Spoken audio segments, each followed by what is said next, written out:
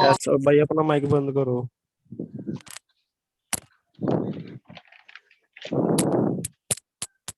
जितना शोर आ रहा है ना सर ने वैसे ही म्यूट कर देना है। तो अपना माइक बंद करो ना, आपको भी कोई सब्जी बेच रहा है।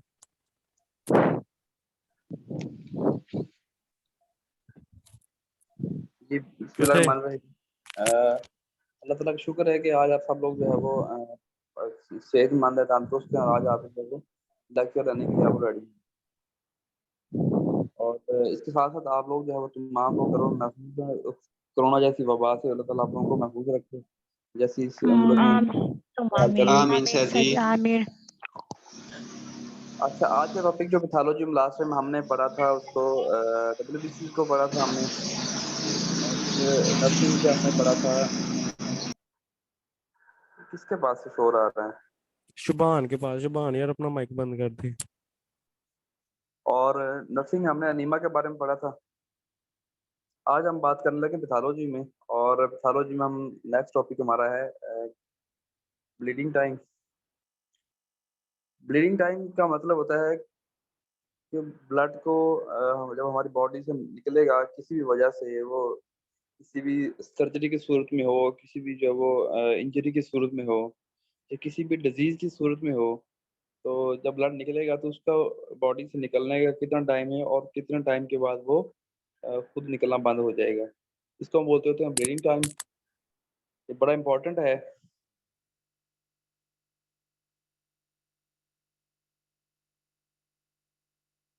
आप जैसे देख सकते हैं कि ब्लीडिंग टाइम क्या है, एक मेडिकल टेस्ट है। ये हम किसके करवाते होते हैं? जो ब्लड वेसल्स के अंदर जो ब्लड के निकलने की जो कैपेबिलिटी है, और कब से लेके वो कब तक जब वो ब्लड ब्लीड होगा, निकलेगा, ज़ाया होगा, उसको मेजर करना है। और ये मेजर क्यों करते हैं और किस वजह से करते हैं, और अगर ये कम और ज़्यादा होगा तो कौन कौन सी वजूहत हो सकती हैं, उसके बारे में हम जिक्र करेंगे अभी।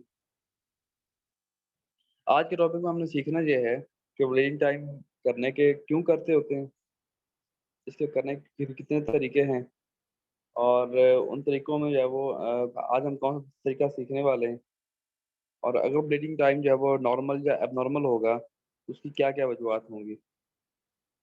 राइट, एक बच्चा माइक ऑन कर ले और मुझे साथ में यस और नो करता जाए। Okay yes sir. Yes sir. हम जिसकी बात करने जा रहे हैं वो है ब्लीडिंग टाइम। और ये क्यों करना है? सबसे पहले चीज सोचने वाली और देखने वाली चीज ये है कि हमारे जिस्म में ब्लड को ब्लीड करना और उसको बॉडी में से निकलना और निकलने के बाद बंद होने वाले कौन कौन से अनासर हैं, और वो ही इम्पैक्ट करेंगे हमारे इस ब्लीडिंग टाइम के ऊपर। सबसे पहला है प्लेटलेट। आपको पता है कि प्लेटलेट अगर हमारी बॉडी में हो तो खून को जमने नहीं देते, और अगर अब यही ब्लड हमारी बॉडी से बाहर आ जाए तो उसको फौरी क्लॉट कर देते हैं। इसी तरह प्रोटीन है, प्रोटीन में एक प्रोटीन पड़ी होगी फाइब्रिनोजिन। फाइब्रिनोजिन भी ऐसे ही होती है कि बॉडी में ब्लड रहेगा तो ब्लड को क्लॉट नहीं होने देगी, और बॉडी से बाहर आएगा तो उसको फौरी एक प्लाज्मा का एक पीले कलर का खंड सा एक क्लॉट सा बना देगी। इसी तरह और बहुत सारे जो है वो क्लॉटिंग फैक्टर्स हैं। तकरीबन 12 क्लॉटिंग फैक्टर्स हैं जो इम्पोर्टेंट हैं ज़्यादातर। वैसे ओवरऑल तो 400 फैक्टर हैं जिनके तहत जिस्म से ब्लड जो है वो निकलता और क्लॉट होता है। अगर उनमें कोई खराबी होगी तो ब्लड ब्लीड होना शुरू हो जाएगा, निकलना शुरू हो जाएगा। और अगर वो बेहतर होंगे, ब्लड किसी इंजरी की वजह से निकलेगा तो वो ब्लड को जो है वो बंद कर देंगे। जख्म के जो हील होने के चांसेस हैं वो क्लॉटिंग टाइम की वजह से इंपॉर्टेंट हैं, ब्लीडिंग टाइम की वजह से इंपॉर्टेंट हैं। जख्म जो है वो उसके अंदर जो टिश्यूज का आपस में प्लग होना है, जुड़ना है, उसकी रीजन भी जो है वो हमारे फैक्टर्स ही हैं। इन्हीं की वजह से हमारा जो है वो क्लॉटिंग टाइम इम्पॉर्टेंट हो सकता है। ये पैथोलॉजी के अंदर आपकी बुक में मेंशन है टॉपिक इसका, लेकिन इतना डिटेल में शायद नहीं होगा।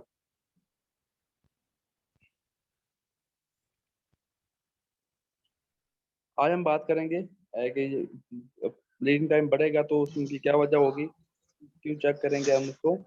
प्लेटलेट की प्लग फॉर्मेशन, जिसको आप जैसे कि आपको ऑलरेडी मैं डिस्क्राइब कर चुका हूँ कि प्लेटलेट होता है खून अगर जिससे बाहर ले जाया हो तो क्लॉट करना, उस जख्म को बंद करना, प्लग बनाना। प्लेटलेट की प्लग फॉर्मेशन अच्छी होगी, उसको अच्छी है या बुरी है, ये कैसे सूरत हाल है, नॉर्मल है, एबनॉर्मल है प्लेटलेट की प्लग फॉर्मेशन, उसके लिए हम ब्लीडिंग टाइम टेस्ट करवा सकते हैं। कैपिलरी इंटेग्रिटी, हमारी छोटी छोटी कैपिलरीज हैं हमारी बॉडी में, जिनको blood vessel, third blood vessels हैं, और जो एक सेलुलर लेयर पे बनी हुई है, इनका काम होता है ब्लड के फ्लो को मेंटेन रखना। इनमें कोई प्रॉब्लम होगी, इनकी इंटेग्रिटी जो पुअर होगी, इनमें से ब्लड लीक आउट होगा, और कितने पावर के साथ लीक आउट होगा उसको भी हम ब्लीडिंग टाइम में हम देखेंगे हम।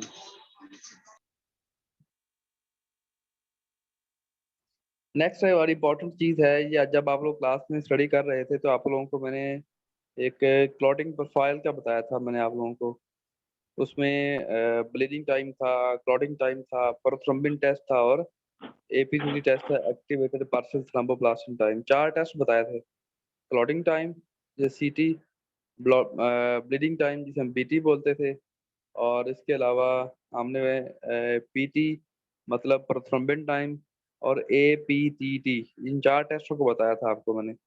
और जब अब हम वो एंटीकोगुलेंट्स वाइल पढ़ रहे थे, और उन्होंने बताया था हम लाइट पर्पल कलर की ट्यूब लेंगे, Yes, sir. और Baseline उनमें हम ये investigation. ब्लड इसका ले सकते हैं।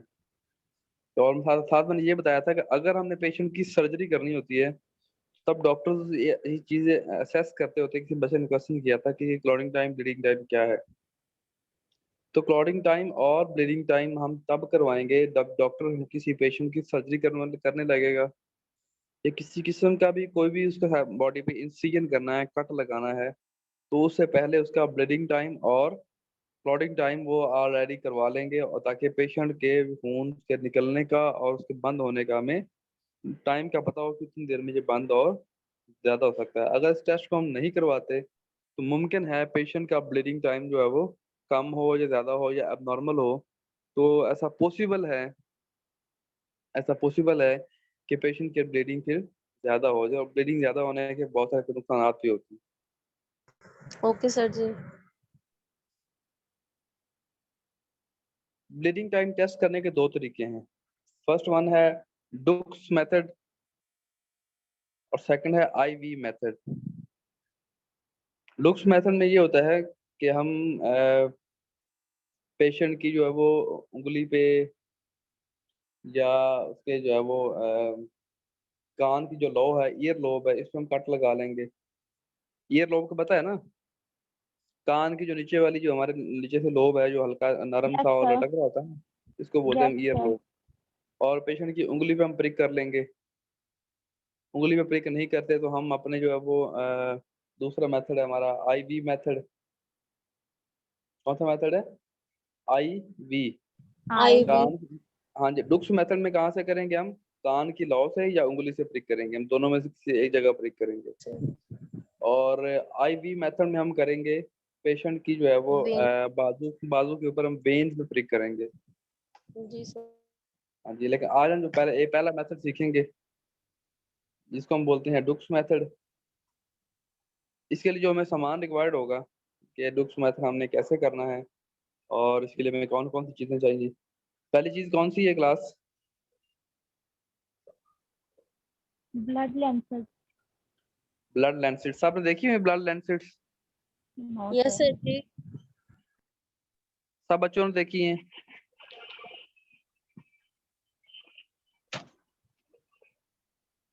नेक्स्ट हमारे पास है स्टॉप वॉच, ये भी सबने देखी होगी। Yes, sir. फिल्टर पेपर देखा हो सबने? Yes, sir. पीरियड स्वैब या अल्कोहल स्वैब होगा, और हम ग्लव्स लेंगे। Yes, sir. ये तमाम यस सामान सर। हमें रिक्वायर्ड होगा डुक्स मेथड करने के लिए। अब हम इसकी प्रोसीजर की बात करेंगे हम। अब इसके प्रोसीजर की आपको मैं एक वीडियो दिखाता हूँ, उसमें आपको ज्यादा इजी से समझ आ जाएगा। Yes sir.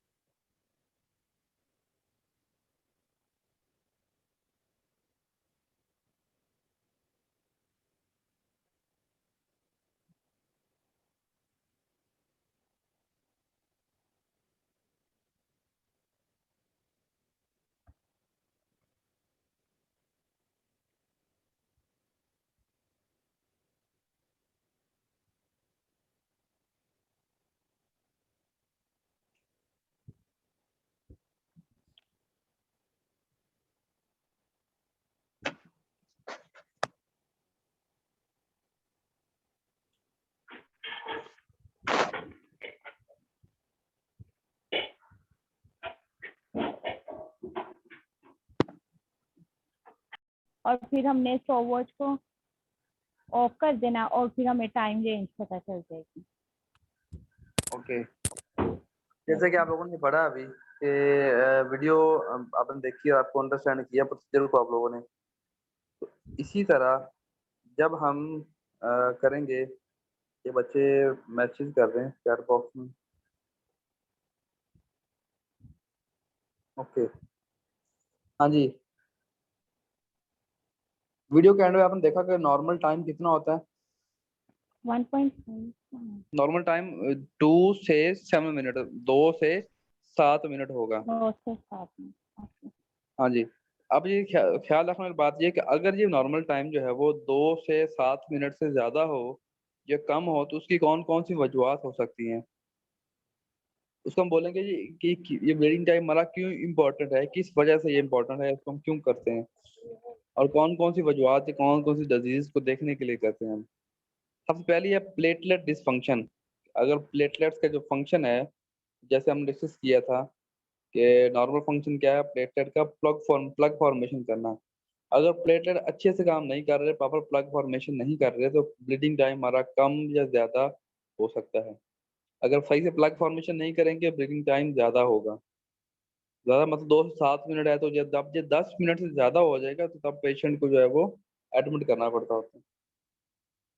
नेक्स्ट है हीमोफीलिया। हीमोफीलिया एक ऐसी डिजीज़ है, ये ब्लीडिंग की डिजीज़ है। उसने डॉक्टर साहब अपने लेक्चर में बता रहे थे कि जैसे वो रशियन फैमिली थी जिनकी फैमिली में एक ब्लीडिंग की डिसऑर्डर डिजीज़ थी। Yes sir. तो फिर उन्होंने ये अपनी शादी वाला जो था, उन्होंने कहा था अपनी फैमिली से हट से बाहर करनी है ताकि हमारी फैमिली से जेनेटिकल डिजीज़ जो है वो निकल जाए। हीमोफीलिया में ऐसे होता है कि ब्लीडिंग डिसऑर्डर डिजीज़ है। अगर इसमें पेशेंट की कभी भी नाक से, कान से, आँखों से ब्लड निकलना शुरू हो जाता है और बहुत ज़्यादा ब्लड लॉस होता है। छींक आ जाए तो आँख निकल सकता है जब जिनको ये हीमोफीलिया हो, या उनके छोटे से ज़ख्म के अंदर भी उनको जो है वो जब ब्लड निकलना शुरू हो जाए तो ब्लड स्टॉप नहीं होता। उनकी बॉडी में जो है वो ऑलरेडी प्लग फॉर्मेशन करने के जो ऐसे कोई फंक्शन नहीं होते, जैसे हमारे हमारे एक नॉर्मल नॉर्मल इंसान के अंदर होते हैं। तो उसमें प्लेटलेट्स हैं, विटामिन के है, या जिसमें दूसरे जो 12 फैक्टर्स हैं जिसमें टेम्परेचर है, इंट्रिंसिक फैक्टर है, एक्सट्रिंसिक फैक्टर्स है, इस तरह बहुत सारे और फैक्टर्स हैं जो ब्लीडिंग टाइम में इम्पोर्टेंट हैं। नेक्स्ट है थ्रोम्बोसाइटोपिनिया। एक होता है कि प्लेटलेट का प्रॉपर फंक्शन ना करना और दूसरा है प्लेटलेट्स की मिकदार का कम होना, वो उसको बोलते हैं हम थ्रोम्बोसाइटोपिनिया। थ्रोम्बोसाइट्स किसको बोलते हैं हम? प्लेटलेट्स को। और इनके कम होने को क्या बोलते हैं? थ्रोम्बोसाइटोपिनिया। अगर ये कम हो जाएंगे तब भी ब्लीडिंग टाइम जो है वो ज़्यादा हो सकता है। नेक्स्ट है विटामिन के डेफिशिएंसी। विटामिन के हमारे जिस्म में ब्लड को क्लॉट करने में हेल्पफुल है, और ये अगर बॉडी से ब्लड बाहर निकले तो उसको क्लॉट करता है और बॉडी के अंदर ये ब्लड को क्लॉट नहीं होने देता। अगर ये भी काम हो जाएगा तो तब भी ब्लीडिंग टाइम ज़्यादा हो जाएगा। नेक्स्ट है स्नैक बाइट। अगर सांप काट ले और सांप काटने के बाद हमारे बॉडी में उसका जहर चला जाए, उसकी वजह से भी जहाँ से जख्म बना है या उसके अलावा ब्लड जो है हमारे नाक के जरिए, कानों के जरिए, आंखों के जरिए या किसी भी जख्म जो हमारी बॉडी से वहां से निकल सकता है। और जहाँ पे स्नैक ने बाइट किया होता है वहाँ 2 निशान बने होते हैं, उनसे भी ड्रॉप बाय ड्रॉप ब्लड निकलता रहता है। उसकी रीजन ये है कि सांप के जहर के अंदर एंटीकोएगुलेंट हेपारिन होता है, जिसकी वजह से ब्लड जो है वो स्टॉप नहीं होता, वहाँ पे प्लेटलेट्स वगैरह काम नहीं कर पा रहे होते वो, और इस वजह से ब्लड निकलता रहता है। इसमें भी अगर उस वक्त हम ब्लीडिंग टाइम करवाएंगे तब भी पेशेंट का ब्लीडिंग टाइम ज़्यादा आएगा। Aspirin medicine. एस्पिरिन मेडिसिन ऐसी है कि जो ब्लड को पतला करती है, थिन करती है। ऐसे पेशेंट जो हार्ट के पेशेंट हैं, हाई ब्लड प्रेशर के पेशेंट हैं, या किसी भी ऐसी फेशियल पॉल्सी, हेमीप्लेजिया, पैराप्लेजिया, फालज के मरीज, आधे फालज के, पूरे फालज के, या लकवा के मरीज जिसे हम पार्किंसम बोलते हैं, ऐसे मरीज, हार्ट के पेशेंट, हाई ब्लड प्रेशर के पेशेंट, मतलब किसी भी डिजीज में अगर पेशेंट एस्पिरिन मेडिसिन यूज कर रहा है और उसके इस्तेमाल से भी पेशेंट का ब्लीडिंग टाइम ज्यादा हो सकता है। अगर पेशेंट ऐसी मेडिसिन यूज कर रहा है तो या तो उसकी मेडिसिन को गैप दिलवा के फिर टेस्ट करवाएं। अगर आप उस दौरान टेस्ट करेंगे तो ब्लीडिंग टाइम जो है वो ज्यादा आएगा। हाँ, नेक्स्ट फिर रिपीट मेडिकेशन की चीज आ जाती है, वो हेपारिन। आप ये कह सकते हैं कि ऐसी मेडिकेशन जिसकी वजह से ब्लड पतला हो या ब्लीडिंग टाइम पे इफेक्ट हो, उस दौरान भी हमारा ब्लीडिंग टाइम इम्पोर्टेंट होता है। उसको अगर हमने किसी पेशेंट की सर्जरी करवानी है, कुछ ऐसा टेस्ट करवाने हैं या पेशेंट का ऑपरेट होना है, अगर मरीज ऐसी अद्वियात यूज कर रहा है तो उसकी ऐसी मेडिसिन को रुकवा दी जाता है डॉक्टर्स के ऑर्डर के मुताबिक।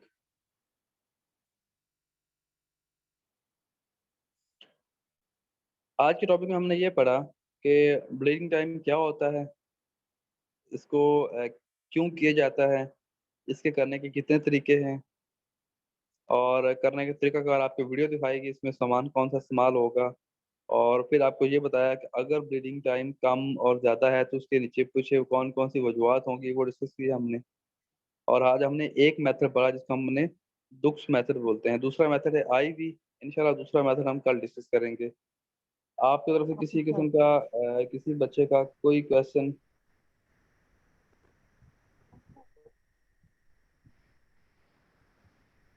अगर कोई क्वेश्चन नहीं तो मैं अभी डिस्कस करने जा रहा हूँ प्रिकॉशन के ऊपर। Yes sir.